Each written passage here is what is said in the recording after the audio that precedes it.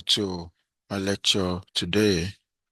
Of course, I have your exam booklet uh, there. So after the lecture, I will advise that you pick them up. So otherwise, I'm going to take the rest of that to my office, and uh, you need to make an appointment. Maybe if you want to retrieve that for those who are not able to retrieve that today.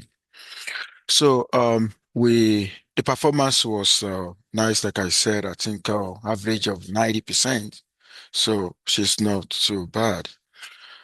Uh I want to welcome us to another regression analysis class.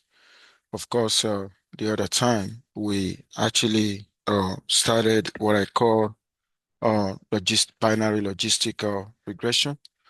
We're gonna finish with binary logistic regression today, and we also are going to go over, um, you know, we're going to start the variants of logistical regression as well. Um, if you take a look at this problem, uh, we have bank data, and in the bank data, we actually have this collected over 1,000 individuals, oh, sorry, 10,000 individuals. And of course, the response variable here is whether a customer is going to default or not. Of course, we have a predictor like students, whether or not an individual is a student or not, and of course, the balance, which is the average balance the student have on the account with the bank, and of course, the income of the individual. So the bank has this information. This is a supervised learning because there's a response variable. Now, what the bank want to do is they actually want to make a reasonable model out of this data set. And what they want to use the model to do is in case or if a new customer come in and request for loan, they will be able to use the model or to classify the customer on or whether the customer is going to default or not. So that is the bottom line. And I will advise that for now, why not suspending your booklet? Like I wanted to focus on what we're doing now because it's very, very crucial to the final. Now, uh, this is the coding now. Of course, you have to load to have access to the data. We have to load some necessary package, and of course, this is a summary of the data. Okay, uh, this default is categorical, or one of the predictor also categorical. And of course, the balance and the income are continuous. And of course, this is actually, um, you know, indicating here that you have 10,000 individuals. Okay. Now, let me tell you this. I need you to pay attention because the intention here is to classify, is to make a prediction. A customer has approached the bank and the bank want to use the model to classify the customer, because the customer actually apply for loan and they want to use the model to predict whether the customer is going to default or not. Of course, the bank has information about the customers that are defaulted before and those that have not defaulted before, along with the other predictor. Now, what the bank is going to do, because the intention of the bank here is prediction. The intention of the bank here is not explanation. I'm going to say that again. In statistics, okay, it's either the way, before you embark on maybe feeding a model, you need to first ask yourself, am I actually, do I want to make a prediction? Do I want to predict or do I want to explain? Explanation is different from prediction. Just wanted to know that. Now, because if I want to explain what I would have done, I'm not going to split my data. I'm going to use the whole data set. But now, because the prediction is the goal, I'm actually going to split my data into two parts. Okay, that's why you see that. We're going to set a seed. Setting the seed. is for reproducibility, so that we can have the same data set splitted at the end of the day. Now, we're gonna commit 70% of the data to training, which means we're gonna train the model on the training data. And of course, the 30%, the 30% of the data that you set aside is actually for testing. It's just like you already know the status of some customers who have gotten loan before in the bank. Some of them default and some of them did not. Okay. But you want your model now to make a prediction, something you already know about. Okay. So that's why you have the 70%, 30%. You could do 80-20. It depends, but the majority of the data should be committed to training. Okay. Now, you now want to feed the model now, the GLM. Okay. And don't forget, you actually need to indicate family binomial. And when you take a look at what I have at the moment, uh, what I'm actually feeding on the model is the training, the training data. You can see data equal to train. Okay. So that's what I'm not using the whole set of data because my prediction, my goal is prediction and not explanation. Okay. Now, at the end of the day, when I do the model summary, this is what I got. When you take a look at this is only based on the trading. It's 70% of the data. Okay. You know, this is based on, we have 10,000 observation, right? The 70% of that, maybe 7,000. Okay. And of course, based on the 7,000, you can actually see the p-value associated with intercept, p-value associated with the student, one associated with the balance and income. Okay, so when you take a look at that, but you know what? This is just giving me some information here that I'm not going to care about. It's giving me information about the p-value. This information that I'm doing, that is giving me here, is not totally correct. You know, even though it makes sense, but not totally correct because I only feed it for 70% of the data, not 100% of the data. Okay, the p-value, we normally focus more attention on the p-value when our intention is explanation. I'm going to say that again. We normally pay attention on the p-value when our intention is explanation. What do I mean by explanation? Maybe I only want to care about what is the effect. I want to know whether a particular effect causes the other one. I want to know whether the reason why, maybe I want to know whether the reason why student default, why a particular customer defaults is because of or because it's a student or not, or because of the income and so on like that. That is explanation. That's what I'm going to care more about the p-value. But because of my intention here is not explanation, it's about prediction. I'm not going to care more about p-value. Okay, now I'm actually going to, but despite the fact that I don't want to care more about p-value, we can still interpret what we have here. And let me tell you this. When you want to make interpretation of what you have, all of these estimates, they are log odd estimates. Pay attention. They are not just estimate. Don't forget the link function in a logistic regression is logit, is a log odd. So whatever estimate that we got, we're actually going to call them log odd estimates. Now, I just wanted to see the way they can be interpreted now. Okay. For instance, maybe actually, if you look at the balance, if you take a look at this balance, the slope for balance, of course, is significant if you look at the p-value. If I want to interpret that, I just wanted to take a look at that. I said the coefficient in the output indicates the average change in the log order of the 14 average change in the log odds of the 14. I said, for example, a 1 unit increase in balance is associated with an average increase of that in the log odd of the 14. I have to mention log odd of the 14. I'm not going to say I'm not just going to say the 14.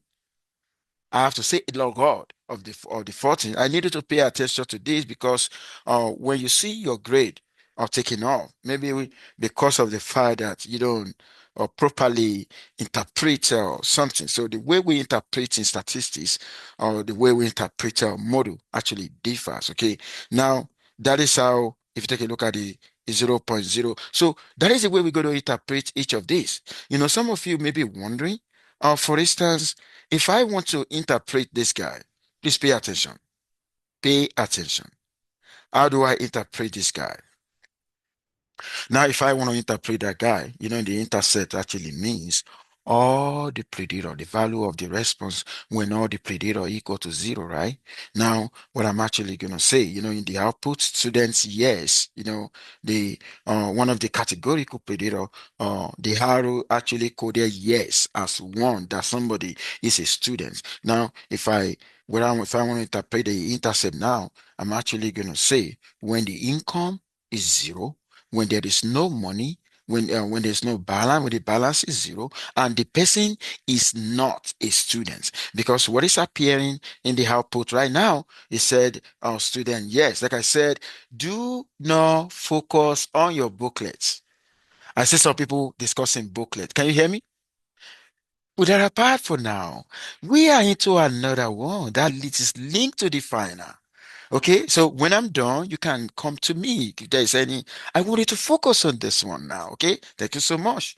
Now, I'm actually going to say a student that doesn't, somebody that is not a student, or there's somebody that doesn't have a balance, or somebody that doesn't have income, then the log hard of default is negative 11.4.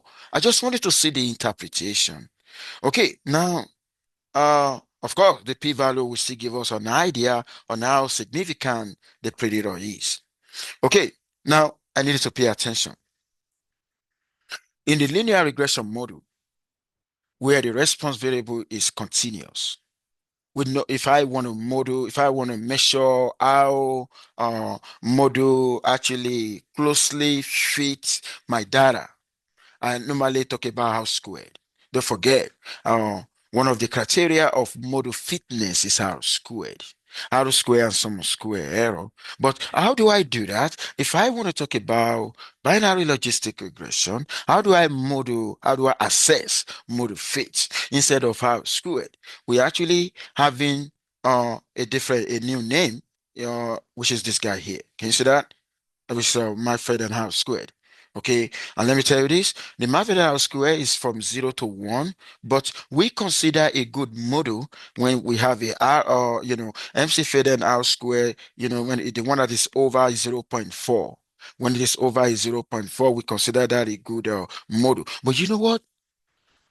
Why R squared tell us a model fitness, but the Manfred and R square did not tell us mode of fitness per se, but it's actually measuring predictive power of a model. I'm going to say that again. Predictive power. When I talk about predictive power, when a model has high predictive power, and I'm actually going to say, oh, that model will fit my data well. I just want you to take note of the predictive power. A situation where the value of the R square here is actually less than 0.4 and very close to 0, then I'm actually going to say the model has no predictive power. Does that make sense? Okay, now we did that for this model, for this data set, and this is what we got, 0.47. Now, 0.47 of this value actually means it is over the threshold of a zero point 0.4. Okay, that threshold of a zero point 0.4. So right now, I'm actually going to say this model has high predictive power. But let me tell you this, when you are considering linear regression, the conventional linear regression model, if you have to square 0.47, that's a poor model. That's a poor model. And that is why I don't want you to see the R square in the linear regression as the R square here. And that is why this is a special one. Does that make sense? This is a special one. Now, if I now want to investigate what are the variables that are important in predicting whether a customer is going to default or not, okay, then I'm actually going to investigate the variable importance. Okay, so I need to install a package called Caret. I'm going to load that. Now I'm going to do variable importance. So right now, well, this is what what is coming now. Okay, now when you take a look at in the variable importance right now, you can see what the most significant one is the balance on the account. If you take a look at the balance on the account, 20, followed by whether the person is a student or not, and income is the last.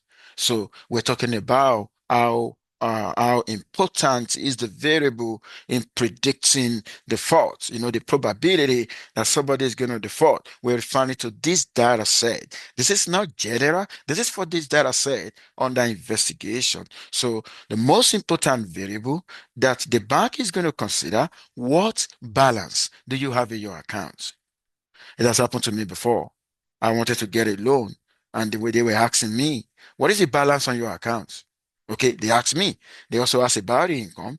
They may not care about at times whether I'm this or that. Does that make sense? Okay, that's what I'm saying. Now, uh, another thing we want to, because if you actually, just like another regression model, we also have assumptions in the logistic or regression model, or one of the assumptions in logistic regression model, situations where I got so many predictor variable, we have assumptions of no multicollinearity, just like the same assumption that we have under linear regression. We don't want situation whereby the predators are going to be given the same statistical information. And of course, if I want to investigate that, I'm actually going to investigate the VIF. Of course, we've done that in this class. The VIF is variance inflation factor, and we got a threshold for the VIF, or when the VIF is greater than 5 or 10. Some statisticians actually say 5.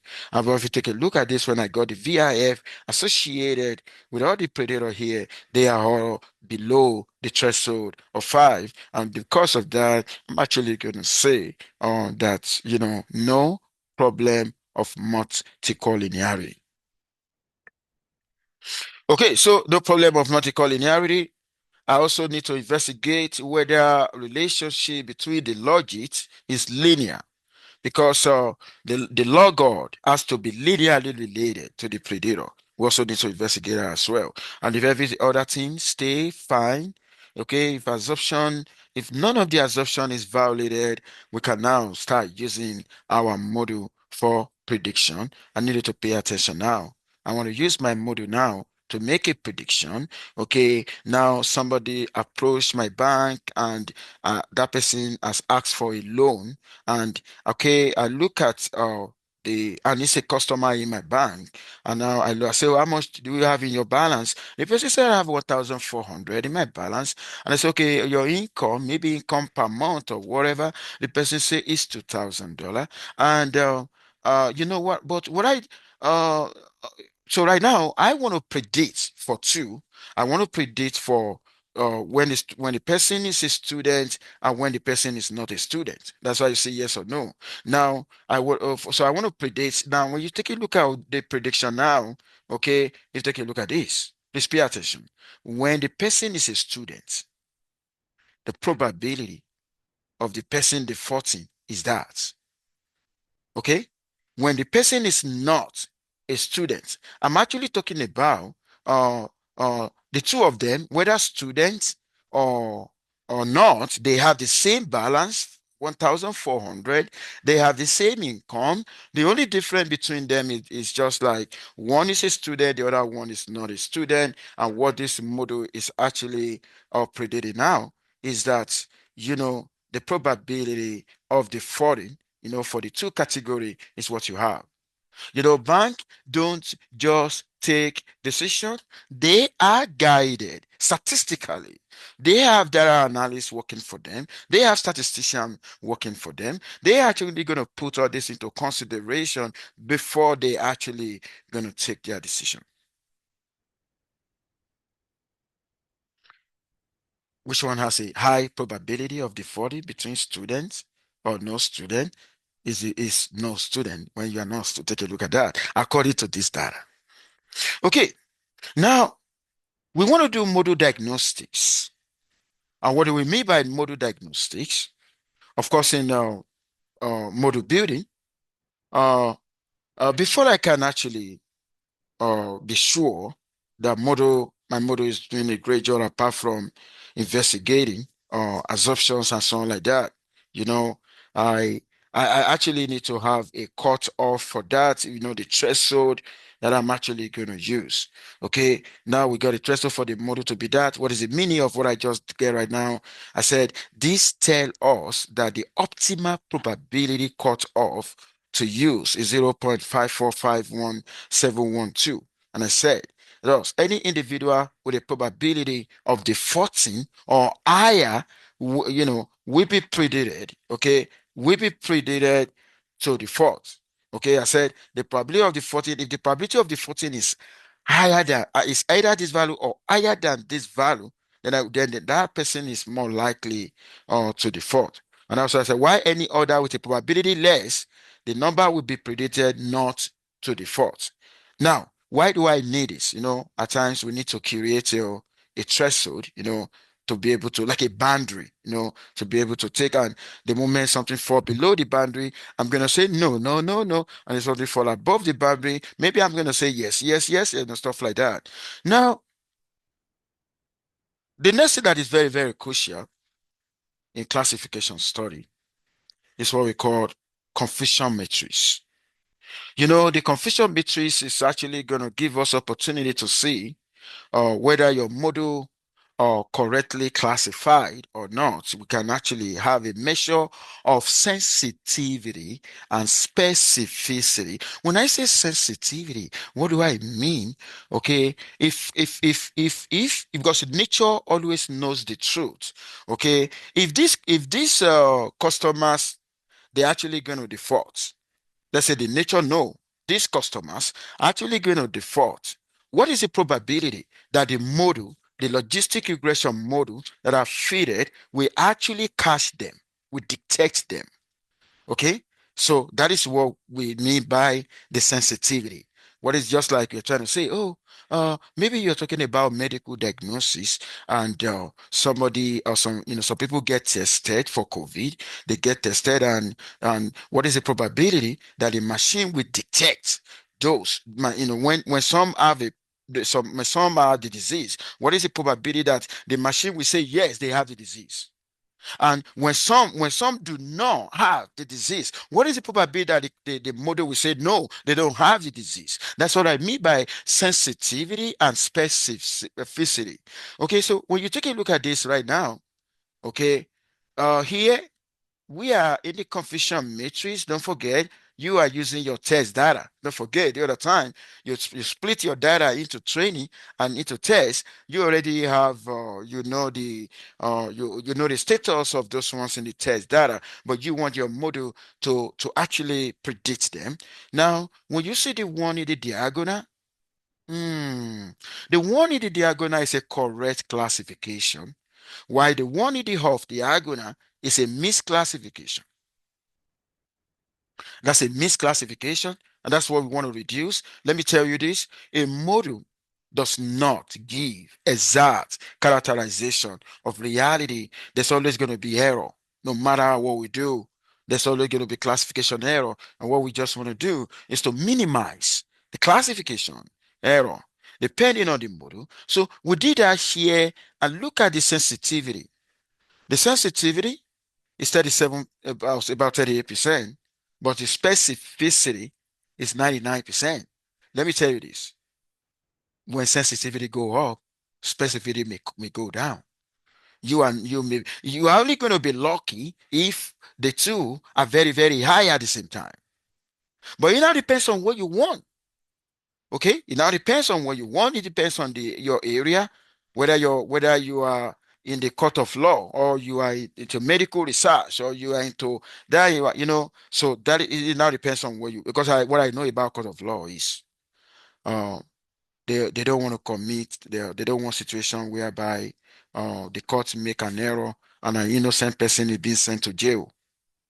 but they are ready to make this error. You know what error they can make, even though they want to make any error, but the error they can still tolerate is when somebody who commit the offense, okay, is now being set free because they know one day the law is still going to catch up with the person. That one is better than somebody that did not commit the offense and being sentenced to jail.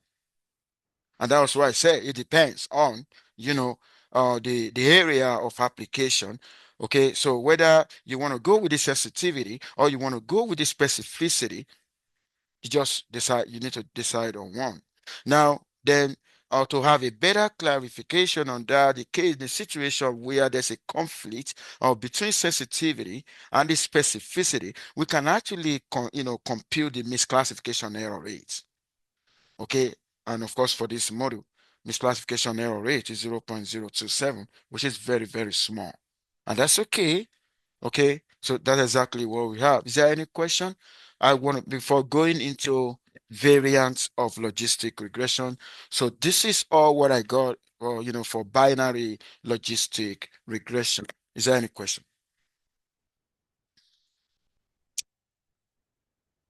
Okay, in the absence of question, I'm actually going to stop my share now, and I'm going to now. I will need you to pay attention, more attention, because what we want to do now, very, very crucial. And you know what? It's going to be in the final. Now I need you to pay attention to this. But you're going to find it very, very, you're going to enjoy it. It's very easy. I can assure you that. When I say something is easy, it's actually easy. You get that? So all what I need from you is to pay 100% attention. Okay? I want to welcome you to another topic. When I'm posting a video, I'm gonna post the video separately. This video is gonna be separate. The other one I just finished is gonna be separate. Now, what did we just finish? We just finished binary logistic regression situation on where the response variable is categorical, and of course, in the level of the response variable, we only have two categories. But you know what I want to discuss right now? We want to talk about variants of logistic regression. It's just like there's a COVID. I remember during the COVID time, and they came out again to say there's a variant of COVID. So COVID is different from of its variants. Okay. We also have variants of logistical regression model. Now in the outline, I'm going to discuss multinomial logistic regression. The multinomial logistic regression is an extension of binary logistic regression. We use multinomial logistic regression when the levels of the response variable is more than two and they are not ordered. Does that make sense? The level of the response, more than two but not ordered, we use multinomial logistical regression. Let me quickly do this. Let me run you through the difference between these three. And the next thing what I'm going to be doing is just to be showing you some slide. Now, I'm going to say this again. Multinomial logistic regression is the generalization of a binary logistic regression. We actually use this situation where the levels in the response is more than two. We're no longer talking about binary. We're talking about more than two categories, and they are not ordered. There I'm actually going to use multinomial logistic regression. Now, I want to go, what if there's another regression that I did not include here. If I have a levels more than two, and they are categorical, and they are ordered, then we call that ordinal logistic regression. We just wanted to know that. We also have ordinal logistic regression. Now, another situation is when the response variable that I call the outcome variable is a count. It's not categorical. It's not continuous, but it's a count. Then we're actually going to fit Poisson regression. When I say count, I actually want to know how many customers that will visit, or maybe I have a grocery store, okay, and I want to figure out what determine the number of customers that visit my store. In that situation, the response variable is a count, and I'm going to make use of Poisson regression model. But let me tell you what of in a situation where the outcome variable is not continuous, it's not a count, it's not categorical, but is a proportion or a rate, okay, or it's a percentage. Then I'm going to use a beta regression. Okay, maybe a petroleum engineer actually want to figure out what is the percentage of crude oil that will get converted into usable gasoline. It is not 100% of a crude oil that is going to get converted. In that situation, the range of the response variable is between 0 and 1. It's a rate. Does that make sense? We use beta regression. Now, let me tell you this. What determine the type of regression model that we're going to fit? What determines that is the nature of the response variable. When the response variable is continuous, I will be thinking about linear regression provided assumptions of linear regression node. When the response variable is categorical and I have two categories, okay, I'm actually going to use binary logistic regression. If the response variable is categorical, is more than two, and they are not ordered, I'm actually going to use multinomial logistic regression. But in a situation where the response variable is categorical and its numbers of level is more than two and they are ordered, then I will use ordinal logistic regression. In a situation where the response variable is not categorical, it's not continuous, but it's a count, then I'm going to use Poisson regression model. But in a situation where the response variable is a rate, maybe I want to know what is the fraction amount of my income that I spend on food?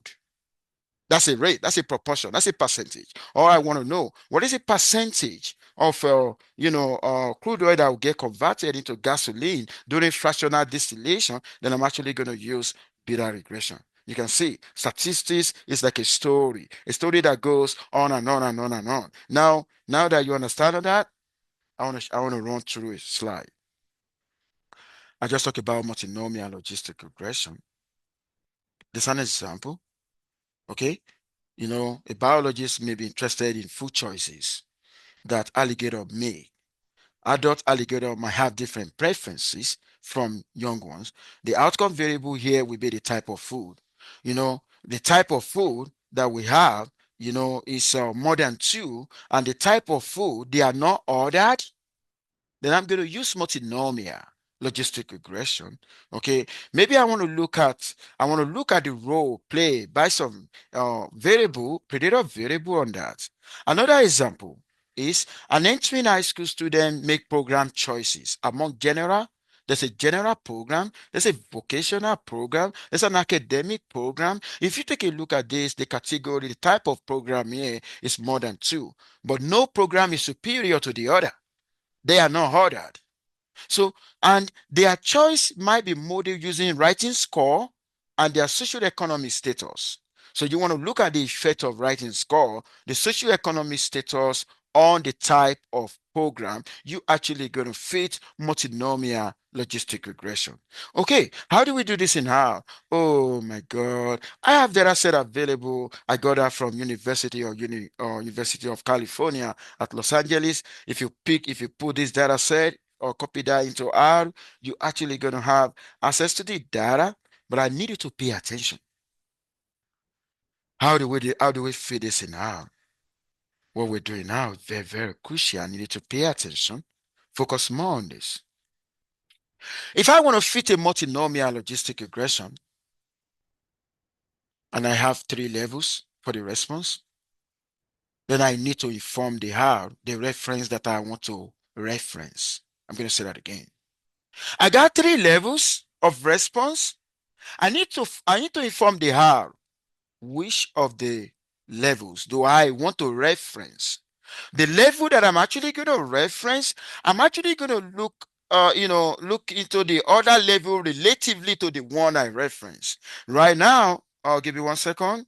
Right now, I'm trying to tell the R, I want to reference academic. You can choose to reference any level. Referencing a level does not mean that level is inferior. No. Does that make sense?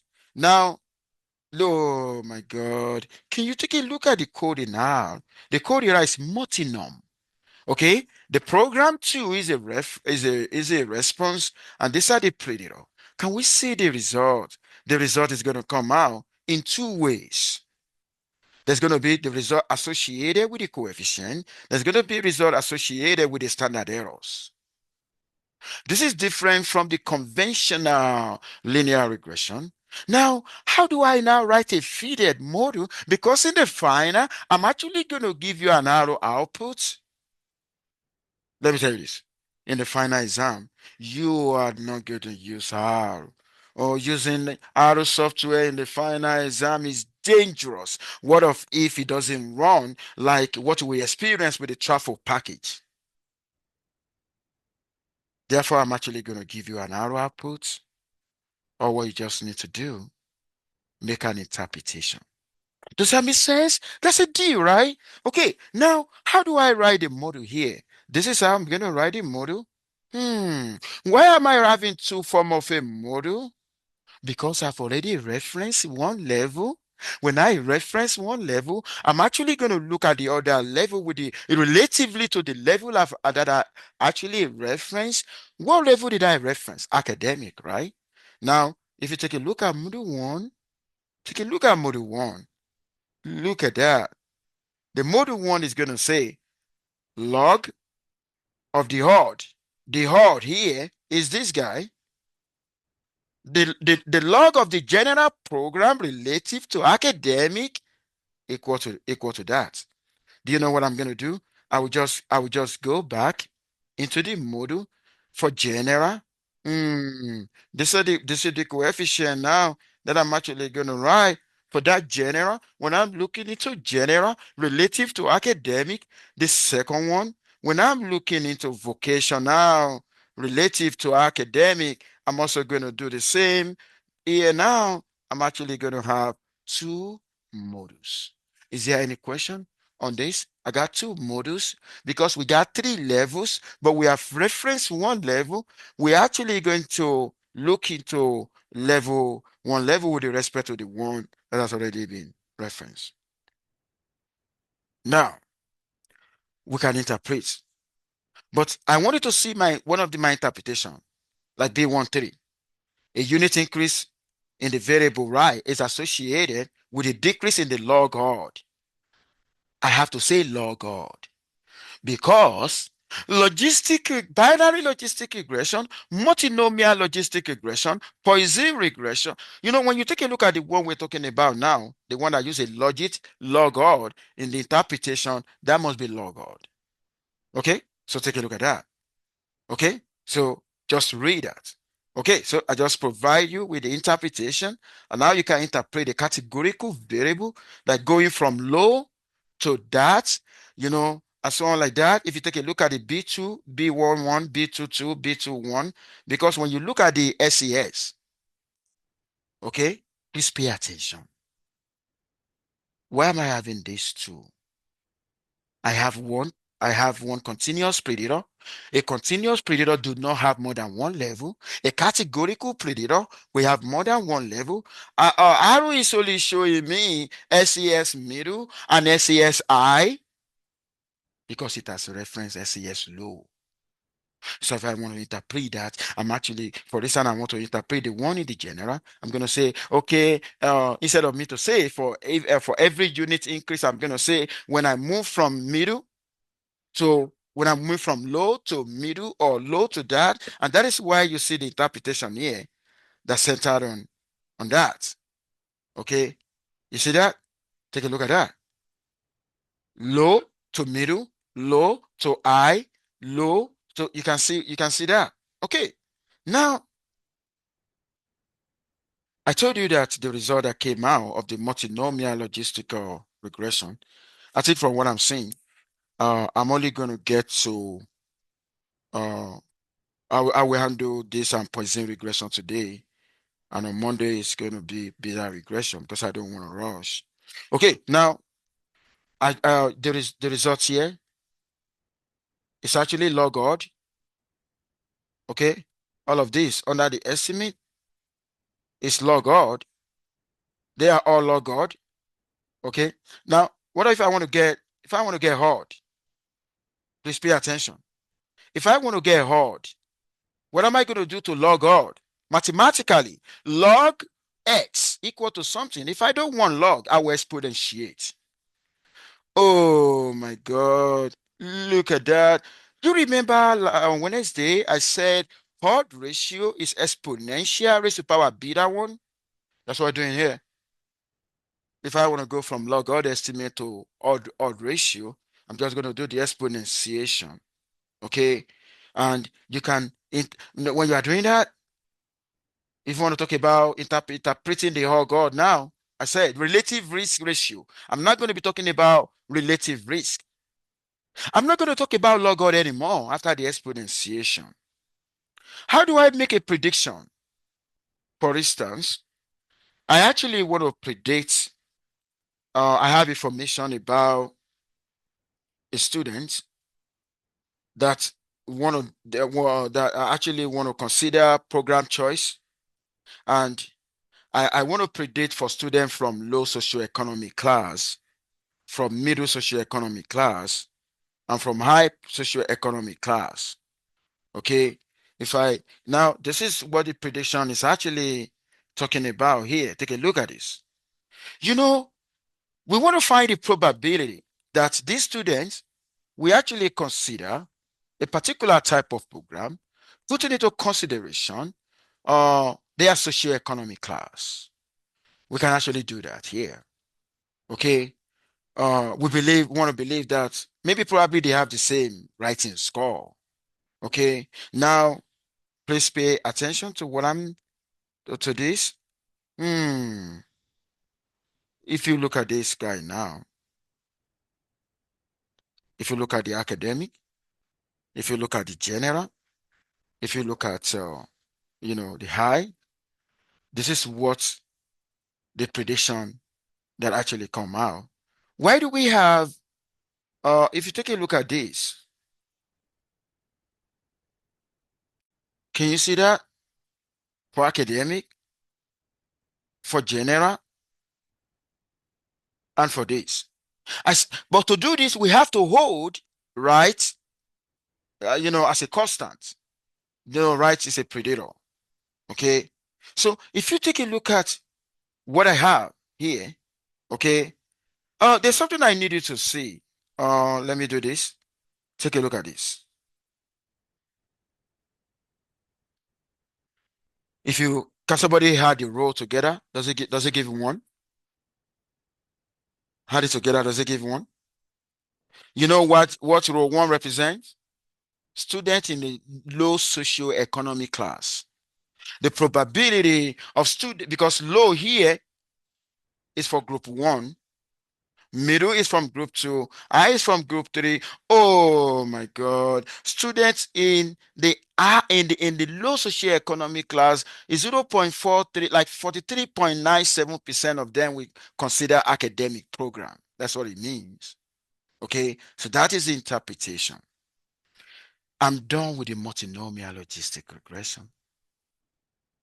I want to go into, I want to go into, I'm not going to go into beta regression because it's going to take time. I'll quickly go into Poisson regression. So I will reserve beta regression for Monday. Now let's talk about Poisson regression model. Poisson regression model is another variant of logistic regression. I want to welcome you to this. And of course, when the response variable is a count, we use Poisson regression. Okay. So I think I put an example here. And you remember when we were deriving the exponential family from Poisson distribution, what was the link? Log lambda.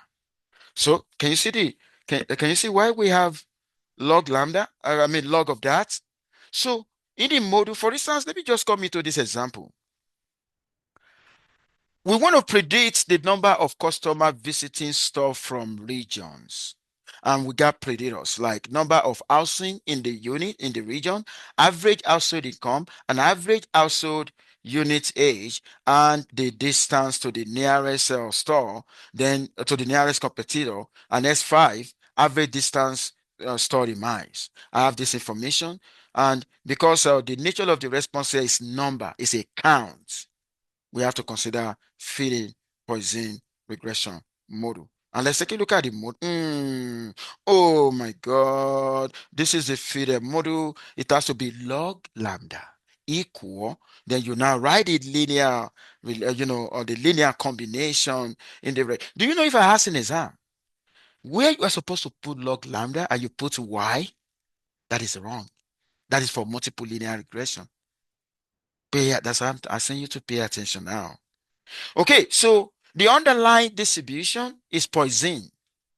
Does that make sense? We use Poisson distribution to model in a statistical theory. We use Poisson distribution to model a rare event that occur in a blue moon. Customers don't just come to a store; they arrive to a store randomly. At times, if I want to buy something as a customer, I can just randomly go. Maybe I want to go to Target. I can go to any Target, but it depends on a Target that is close to me. And that's why we're trying to look into consideration some factors.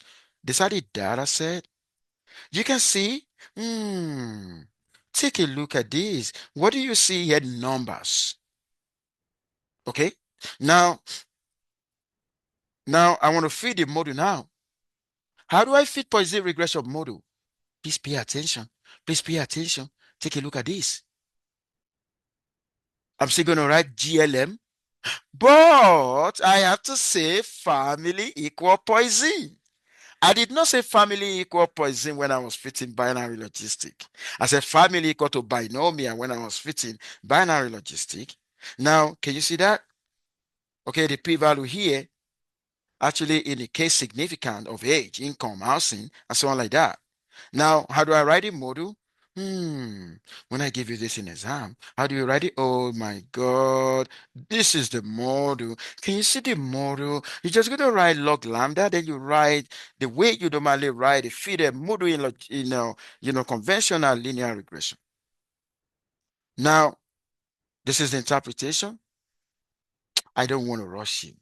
I'm in a rush. I don't want to rush. I'm going to stop here. I don't want to rush. Okay, it's not my intention to rush. We still have Monday, so we're going to continue this on Monday. Is there any question?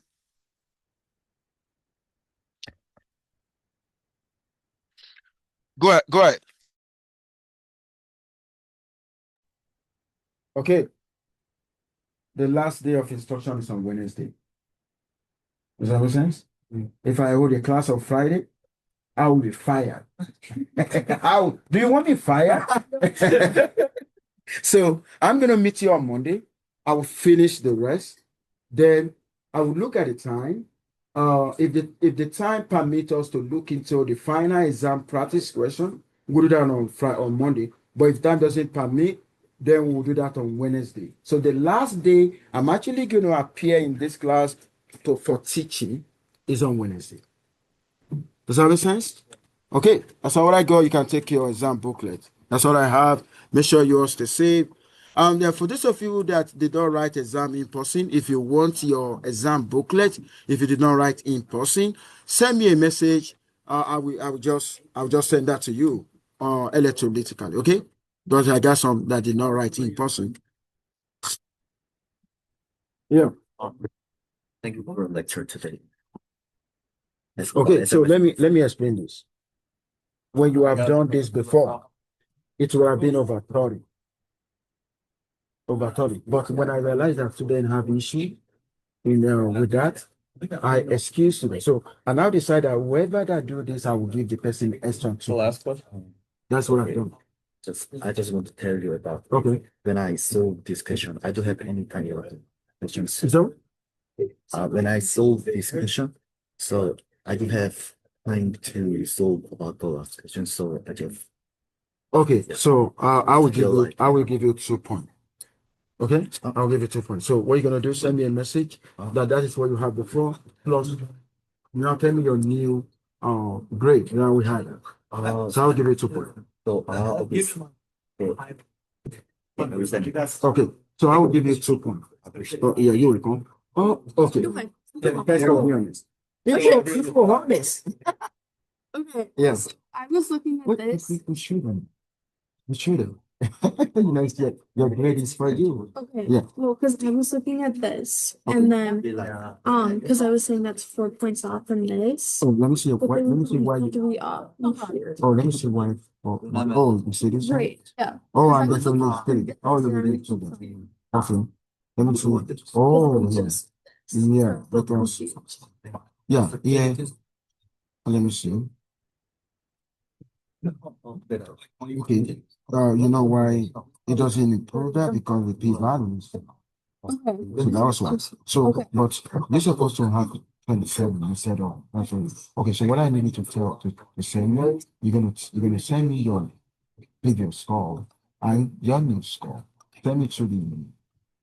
Thank you. You're welcome. Yeah. So my only question is, do you think I could get any points for this? Because I didn't have time to finish it, but considering the fact I got every point on the other problem, and I know how to do this, and it was in the practice So exam. you be honest. You know how to do that. I know how to do this. This was in the practice exam as well, so I think all Okay, I'm asking for I'll give you just a couple points because I didn't have time to do this, but I know I could have done it. I understand if you say no, because that's the time okay. limit. Give me a second. Can you hear me? I will give you 3 point back. Oh, Send me a message. I will give you 7 point back. 7. Yeah. So you're gonna tell me your previous score. If you are sending to the news, or you also indicate that in email to say to me. I'll email you. Email. Okay. Then I will test that. Thank you. Yeah. I don't think I did get the extra clarity for this question, even though I did answer for one of these. Oh, you did it, right? Yeah, but I didn't get the extra credit Oh. here. So let me see. Okay. I'll give you 3 points. 3 points. Yeah. Send me a message. But my score is already. I know. I'll give you 3 points. So you just need to send me. Oh. You're gonna say. I literally said the right thing. This is what I have. That's the. Okay. Yeah. You. Would you say? I think he was waiting longer. He goes. first. Thanks for being honest. Yeah.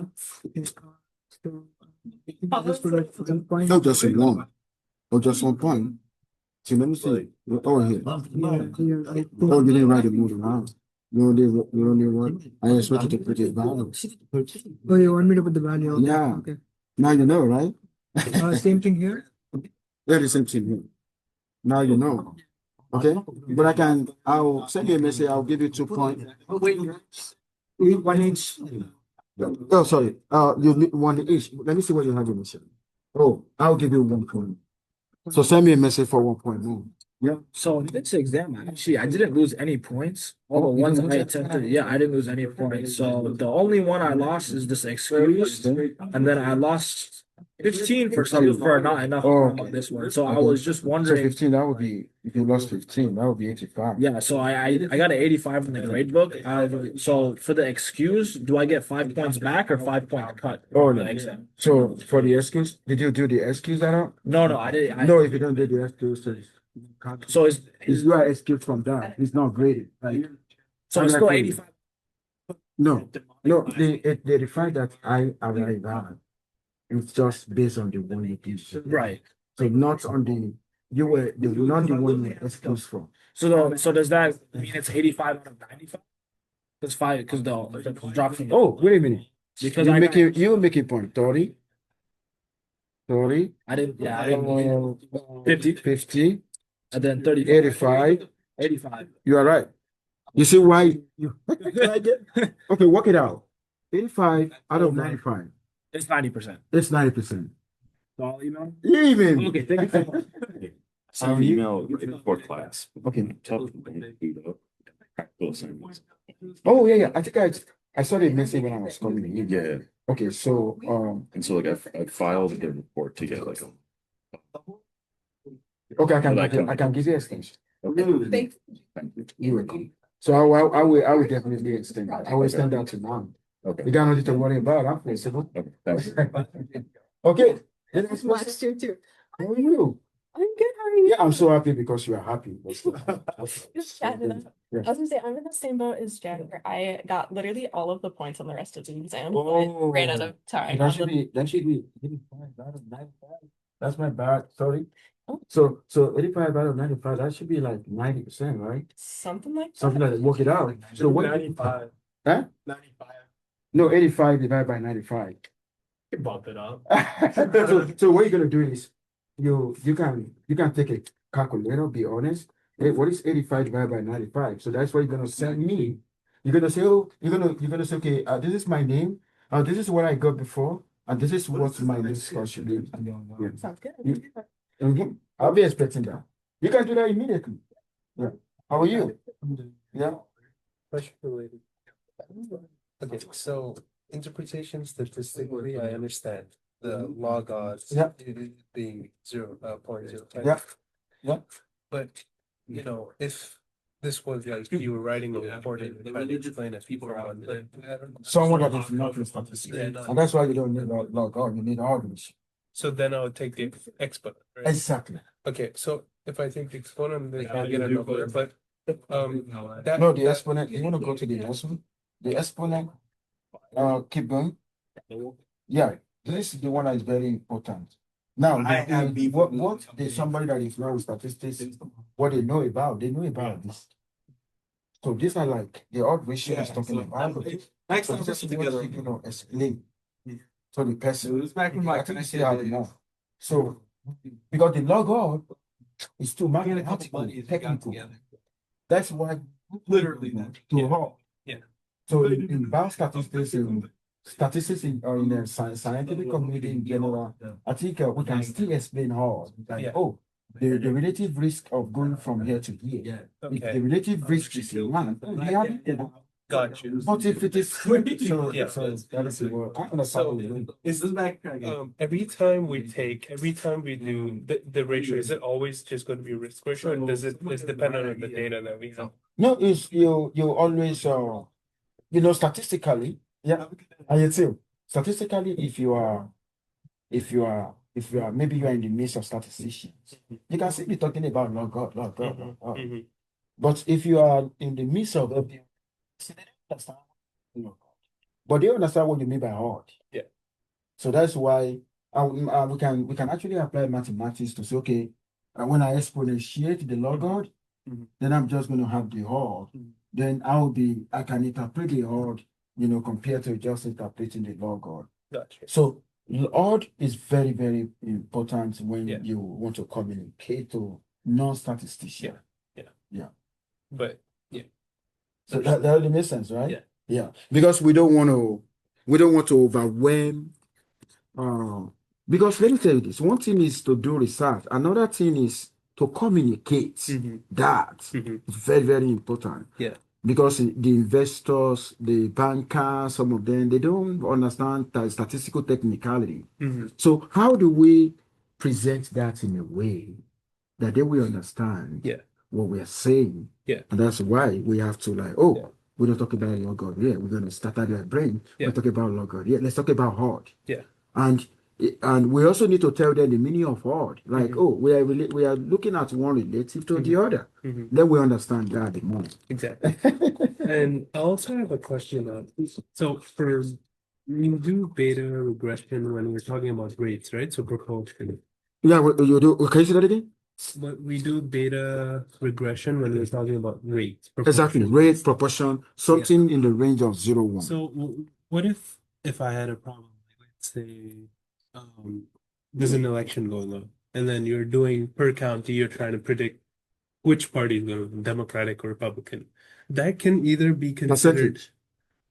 Because yeah, you're talking about winning percentage, right? yeah, That is data beta regression. regression. Yeah. Could it be log regression that then just make it binomial and say that either or You know, parties- when you are talking about binomial logistic, it's not saying something is 0, 1. Mhm. It's just saying 0, 1. Yeah. Just say the two categories. Okay. But the one in the 0, 1, there's a lot in between 0 and 1. Yeah. 20%, 25%, 30%, 40%, and so on like that. There's so many in this. in the region of 0, 1. Yeah. And that's why we normally want to consider beta regression because Okay. beta, there's a distribution size called beta distribution. Mhm. It is in the range of 0, 1. Mhm. For this one, I want to see whether vaccination work. Mhm. Or I want to talk about the vaccine efficacy.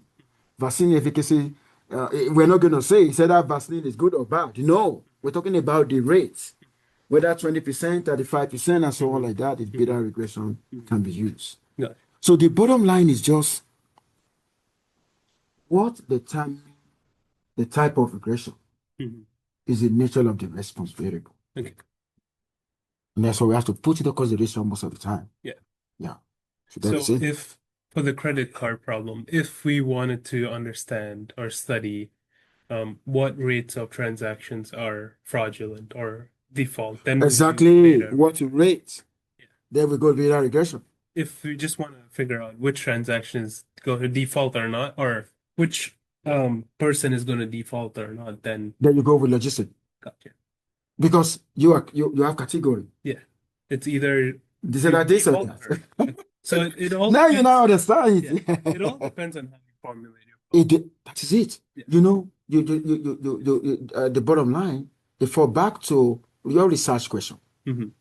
That's why your research question has to be number one. Then when you after having your research question, then we're now going to hypothesize that. Mhm. Then that will now determine the model. Mhm. So it depends, just like what you said, it depends on, what your research question is, what you want for yourself. Gotcha. But the most important thing that we are doing here is use an appropriate model. Mhm. Otherwise, you may mislead. Yeah. The other model will still fit something. Yeah. Does that make sense? Yeah.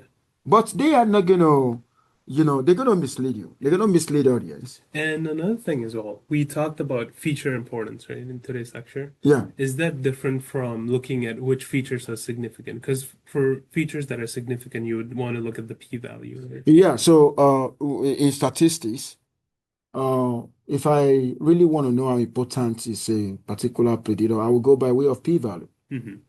But if I'm doing maybe I'm using machine learning algorithm. Yeah. So most of the time, machine learning algorithm consider variable importance. Mhm. What are the variables? When I say variable importance in machine learning, it's talking about variables that are important for prediction, Yeah. not variables that are important for explanation. Exactly. Okay. Oh my God. If you want to know the variables that are important for explanation, then you go with the p-value. Okay. P-value is statistical. Okay. But because at times, variables that will be important for explanation may not be important for prediction. Okay. Variables that are important for prediction may not be important for explanation. Okay. And that's why the variable importance in machine learning is talking about I want to identify some variables that are important for my prediction. Okay. Variable with huge predictive power. Yeah. Is different from variable with huge explanatory power. Yeah. Because explanatory power does not translate into predictive power. Mhm. Predictive power does not translate into explanatory power. It depends on what you want. Okay. It depends on your intention. So again, it's like depends on your problem. If you want to explain your data, then Mhm. you would look at Mhm. p-value. If you want, Because explanation is talking about how does this variable explain this? yeah, It's different from how does this variable predict this? yeah, Okay, I'm going to tell you something now.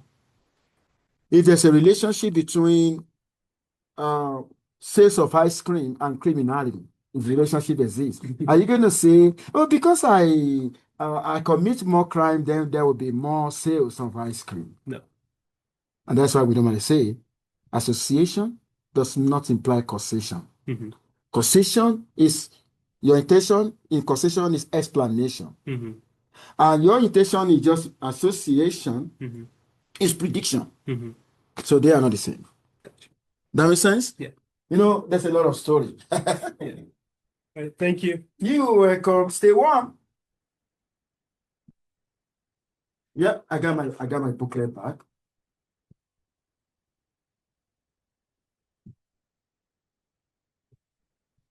I got my booklet back.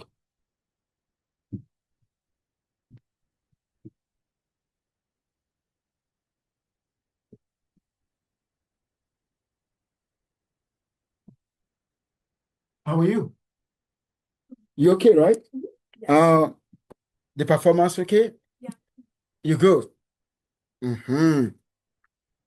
That's what I want to hear.